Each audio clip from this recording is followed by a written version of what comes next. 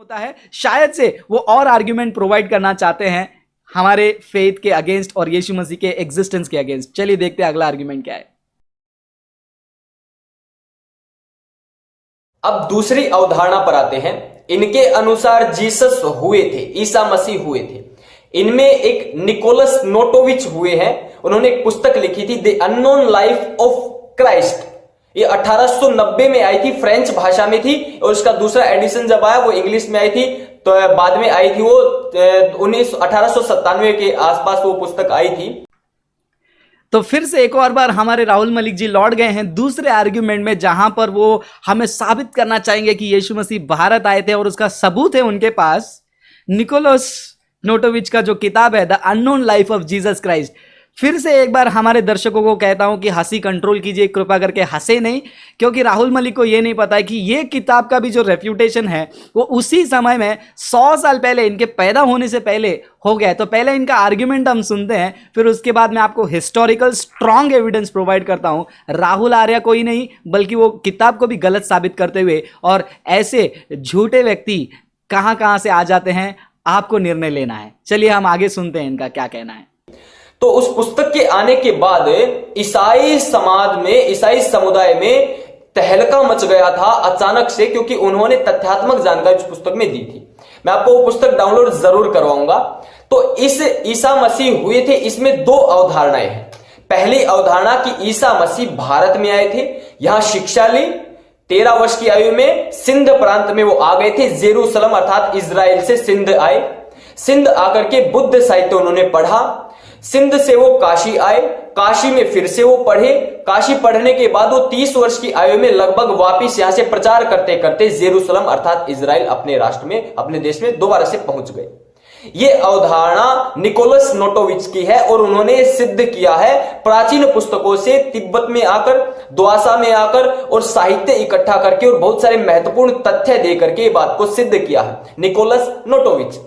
मैं नहीं कह रहा, उन्हीं की पुस्तक है the unknown life of Christ, आपको उपलब्ध करवाऊंगा फ्री ऑफ कॉस्ट।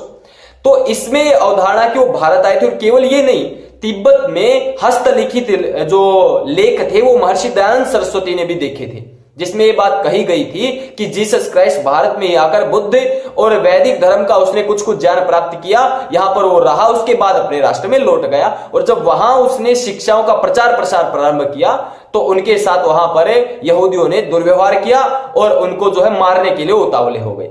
ये इस पुस्तक में कहा गया। जब ये पुस्तक आई तो मैक्स मुलर, जिसने सनातन धर्म के सभी ग्रंथों को बर्बाद करने के लिए मिलावट की थी, मैक्स मुलर साहब से लेकर और जितने भी ईसाई मत को मानने वाले थे निकोलस नोटोविच के विरुद्ध हो गए थे और षड्यंत्र रच रहे थे उसके विरुद्ध। और ये कहने लगे तो भारत कभी आया ही नहीं, ना ये कभी तिब्बत गया, इसने कोई शोध नहीं किया। निकोलस ने तुरंत ही पत्र व्यवहार करके अनेकों तथ्य दिए कि आपके अंग्रेज अधिकारियों से भी मिला हूं जिन लोगों ने तिब्बत पर हमला किया था, और उनके उद्धरण, उनसे बातचीत, व्यवहार और समय और डेट सब कुछ उसने बताया।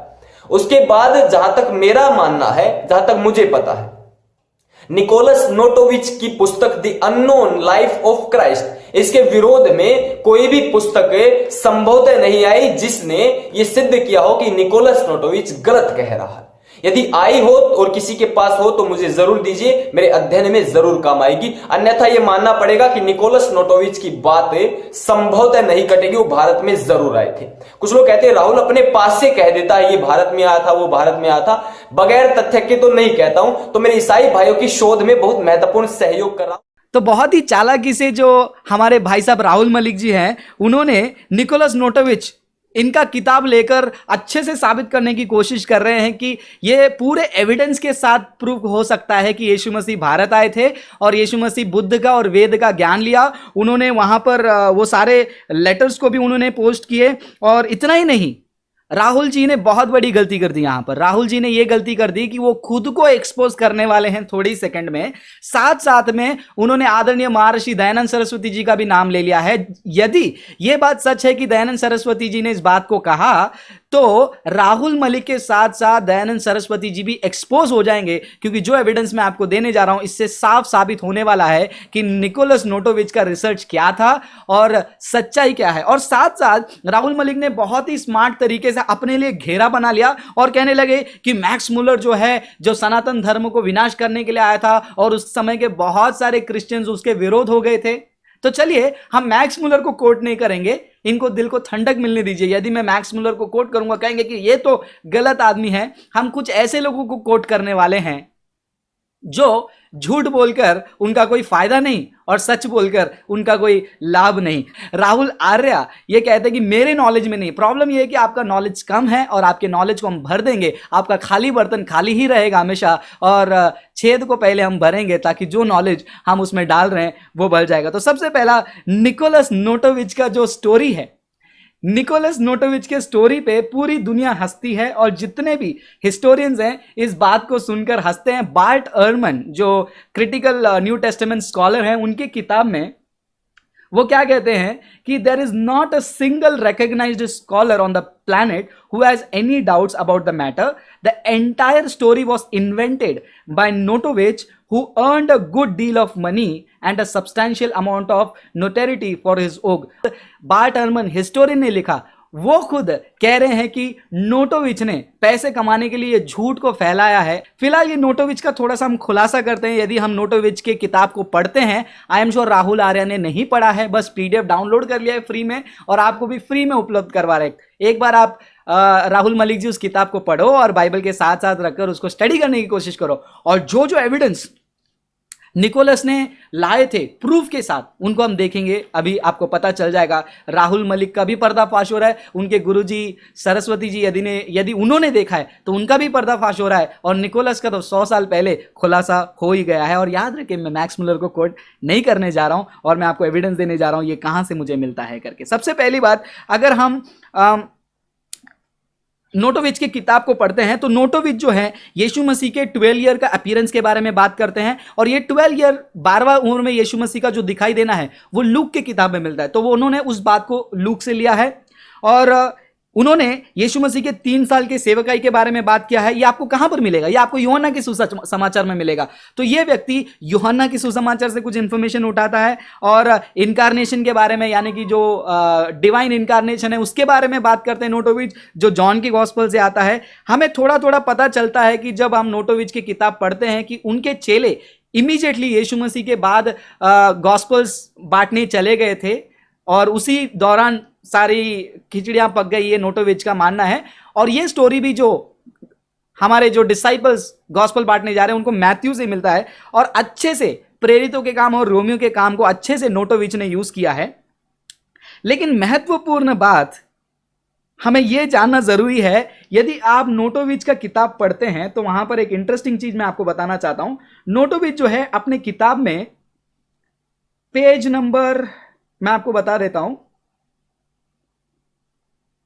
ताकि आपको भी ये इंफॉर्मेशन मैं डिस्क्रिप्शन में ये लिंक पोस्ट कर देता हूं जहां से मैं रेफर करके बता रहा हूं, आप खुद स्टडी कर सकते हो। पेज नंबर 162 जो नोटोविच का किताब है, जो राहुल आर्या ने ओपन तक नहीं किया होगा, मैं गारंटी के साथ दावा कर सकता हूं।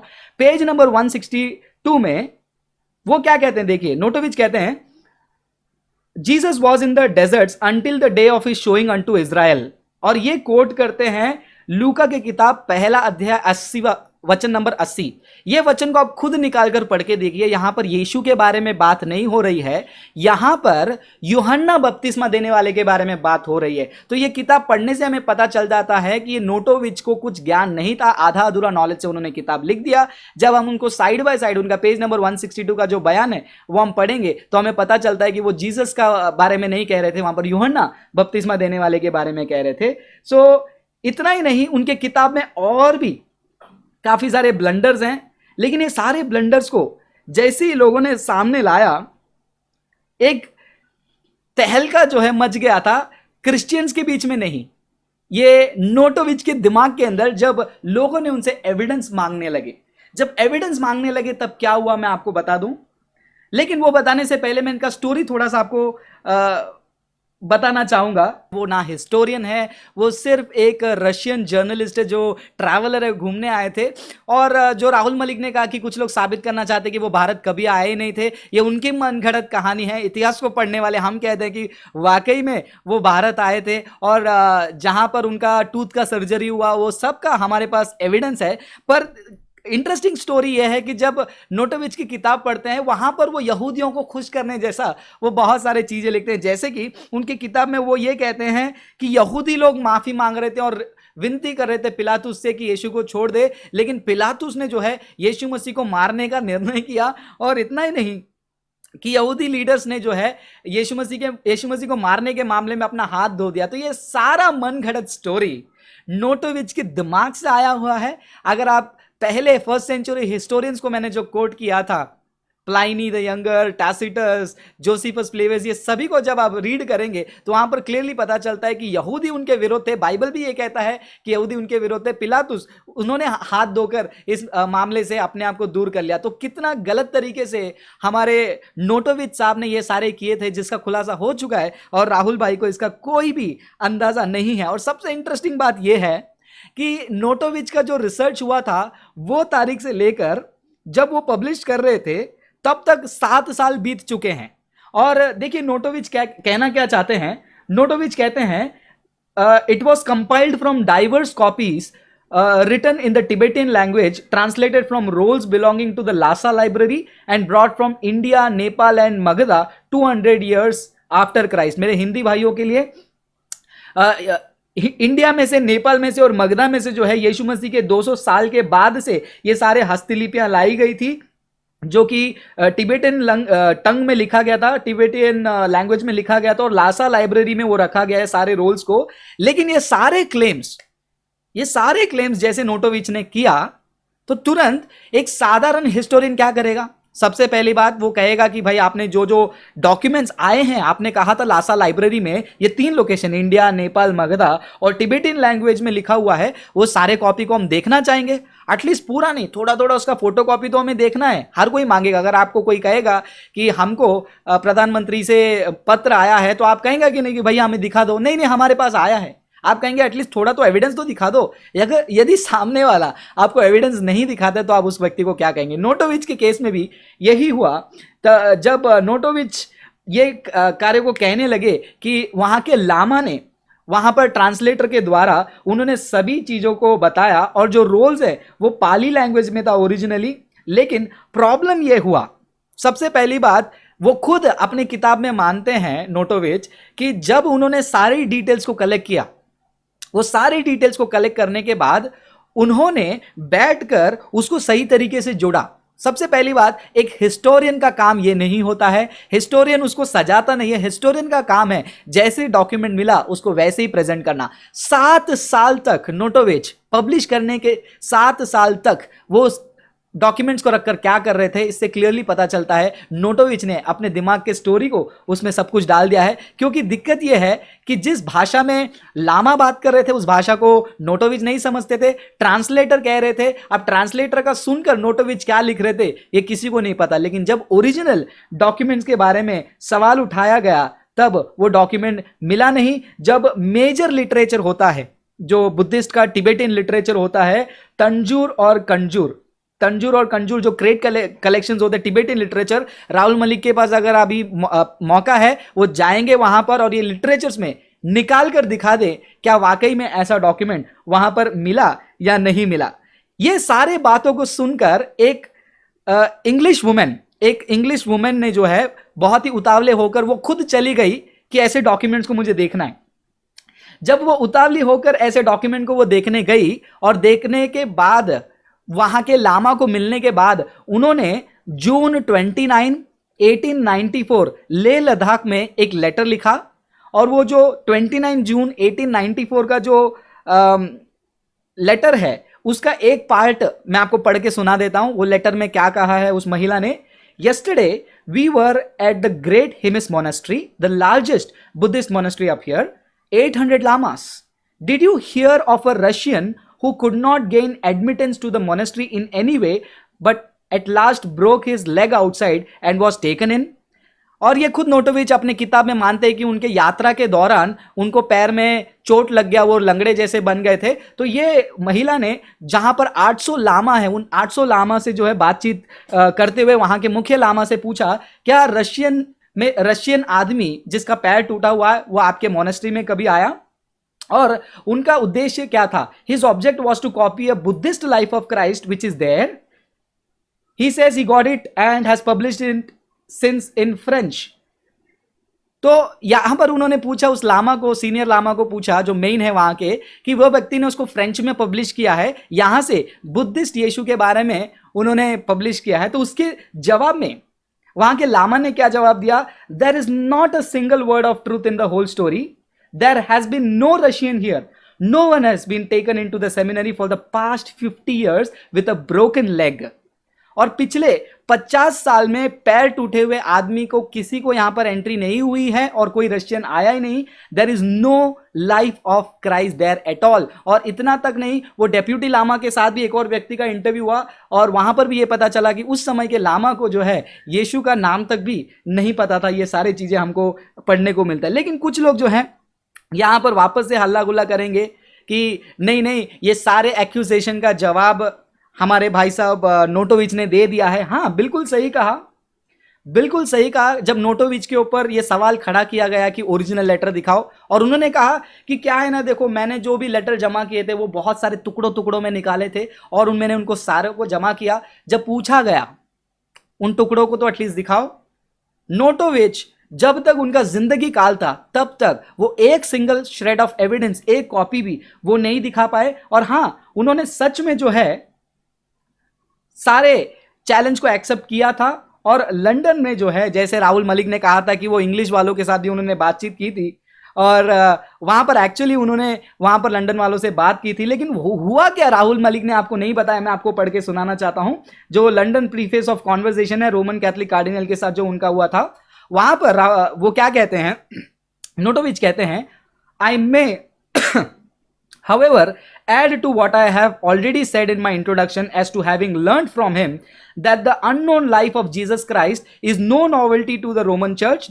This, that the Vatican Library possesses 63 complete or incomplete manuscripts in various Oriental languages referring to this matter, which have been brought to Rome by missionaries from India, China, Egypt and Arabia. तो यहाँ पर इतने हद तक नोटोविच झूठ बोलने के लिए लग गए, वो ये कहने लगे कि ये जो बातें मैं हमारे किताब में बता रहा हूँ ये रोमन चर्च के लिए कुछ नया नहीं है। और रोमन चर्च में भारत में से, चाइना में से और इजिप्ट में से और अरेबिया में से बहुत सारे मिशनरीज जो हैं वो 63 कंप्लीट और इनकम्प्लीट मैन्युस्क्रिप्ट लेकर गए। आज भी राहुल मलिक को मौका है, जाइए, अगर आपको वेटिकन लाइब्रेरी सर्च करना है, वहां पर 63 जो कहा जा रहा है कंप्लीट इनकम्प्लीट, उसमें से एक सिंगल मैन्युस्क्रिप्ट भी आपको नहीं मिलेगा। और वहां के जो कार्डिनल है वो खुद रिजेक्ट करते हैं, जो मैन्युस्क्रिप्ट को संभाल कर name by name, document bye document जानते हैं। कोई भी एक वेटिकन स्टूडेंट भी जो है उस 63 मैन्युस्क्रिप्ट में से एक को भी पहचान पाया। तो यहां पर हमें साफ साफ पता चलता है कि नोटोविच का जो उद्देश्य था वो पैसा कमाने के लिए बेबुनियाद चीजों के ऊपर उन्होंने बनाया था स्टोरी। और जो कहते थे कि पाली लैंग्वेज, और वाकई में पाली लैंग्वेज का वहां पर कोई कार्य था ही नहीं। अगर आप ये सारे 19th सेंचुरी का जो पेपर है मैं जो आपको सबमिट कर रहा हूं वो पढ़ेंगे तो आपको राहुल आर्य का झूठ नहीं, सभी का झूठ आपको पता चल जाएगा। आप कहेंगे कि ये स्त्री झूठी थी, तो चलिए 1895 में क्या हुआ, तुरंत द 19th सेंचुरी इन जून 1895 में प्रोफेसर जे आर्कीबाल्ड डॉगलास, जो आगरा के हैं ब्रिटिश प्रोफेसर आर्कीबाल्ड डॉगलास, वो खुद जो है वहां पर चले गए। कहां पर? हिमिस मोनेस्ट्री में, जहां पर उन्होंने सेम चीफ लामा के साथ बातचीत किया जिसके बारे में नोटोविच ने कहा कि वो लामा ने मेरे लिए जो है ट्रांसलेट करवा के दिया। और जब वो लामा से बात हुई थी डॉगलस के साथ, कुछ चीज सुनकर वो खुद हैरान हो गए हैं। चीफ लामा ने क्लियरली एक बात को बता दिया था कि आप पहले नहीं हो ये बात सवाल को पूछने वाले। ऐसा रशियन व्यक्ति, कोई भी ट्रैवलर टूटे हुए पैर से हमारे मोनेस्ट्री में नहीं आया, और हमारे तिब्बत में ऐसा कोई भी किताब नहीं है जो लाइफ ऑफ ईसा है। और इतना ही नहीं, वो नोटोविच के बातों को, जब बयानों को डॉगलस प्रोफेसर ने बताया था, तुरंत वहां पर जो लामा थे, जो सीनियर लामा, उन्होंने कह दिया झूठ झूठ और कुछ नहीं, बस झूठ, lies lies lies, nothing but lies. वहां पर नोटोविच ने जो अपने किताब में बयान किए थे, मैंने वो चीफ लामा को मैंने वॉल क्लॉक दिया था, घड़ी दिया था, थर्मोमीटर दिया था। इनफैक्ट वो लामा ने कहा कि ऐसा कोई गिफ्ट मेरे पास नहीं है, आप देख लो, और थर्मामीटर क्या चीज होता है वो लामा को पता भी नहीं था। तो यहां पर साफ साफ अगर मैक्स मुलर झूठ बोल रहे हैं तो ये इंग्लिश वुमेन का लेटर, और इतना ही नहीं, ये जो जे आर्किबाल्ड डॉगलस हैं उनका फेस टू फेस इंटरेक्शन भी अगर आपको पढ़ना है, वो भी जो है मैं आपको उपलब्ध करवा देता हूं। वहां पर अगर आपको कॉन्वर्सेशन सुनना है तो चलिए मैं क्विकली आपको वो कॉन्वर्सेशन जो है सुना देता हूं। कॉन्वर्सेशन ऐसा कुछ हुआ, जो इंटरप्रेटर हैं जॉर्डन, मैं आपको, देखिए मैं वर्ड टू वर्ड नाम के साथ मैं एविडेंस दे रहा हूं। जो जॉर्डन है, इंटरप्रेटर हैं, जो लामा के आंसर को वर्बली और लिटरली जो है गलत किए बिना जो वो बता रहे हैं, उसको मैं बता रहा हूं। सवाल पहला उनसे पूछा गया, you are the chief lama of Hemis monastery, क्या आप चीफ लामा हो? उन्होंने कहा यस। दूसरा क्वेश्चन पूछा गया, कितने टाइम से आप यहां पर हो? उन्होंने कहा कि 15 साल से, 15 ईयर्स। और फिर उस तीसरा सवाल पूछा गया था कि have you or any of the Buddhist monk in this monastery ever seen a European with N injured leg?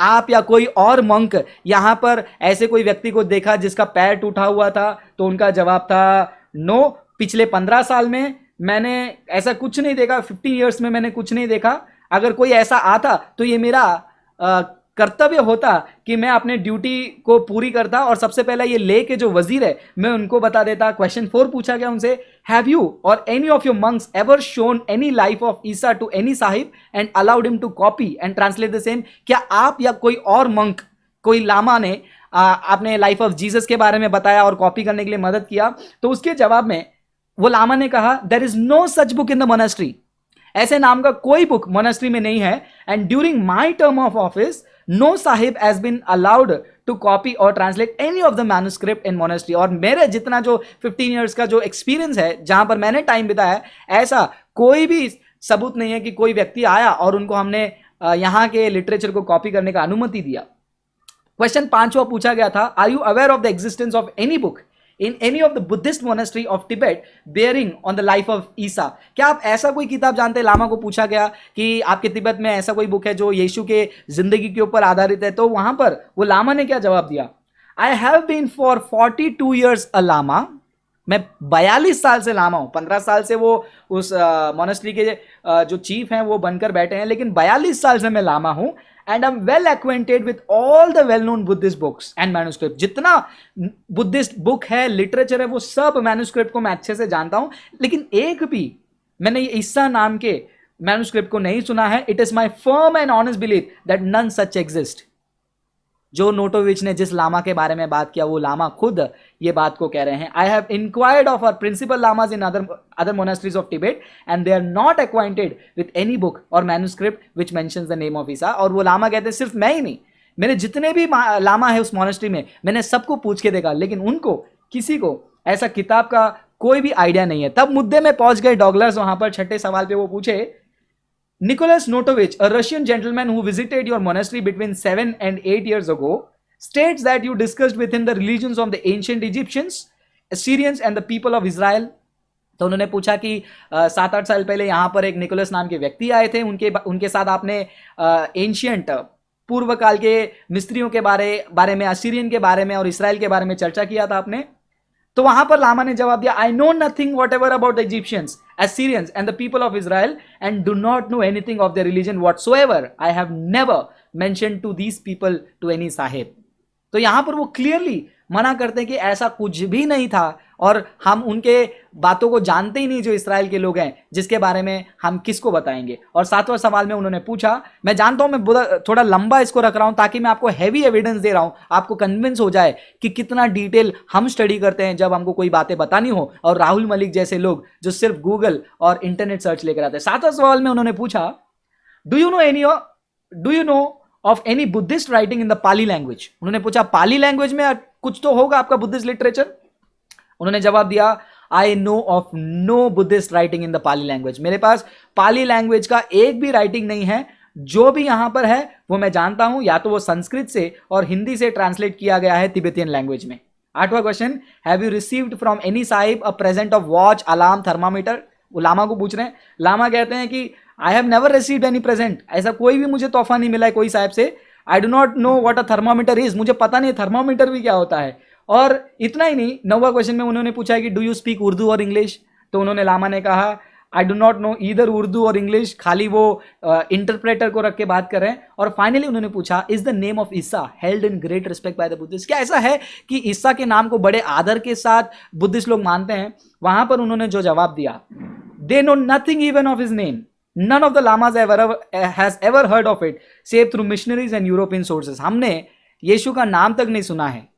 तो यहां पर ये जो लेटर हैं साइन करके दिया है तिब्बतियन लैंग्वेज में चीफ लामा जो हिमिस के हैं, और ऑफिशियल सील के साथ किसके सामने? J Archibald Douglas, professor government college Agra, Samuel Joldan, late postmaster Jordan के लद्दाख के।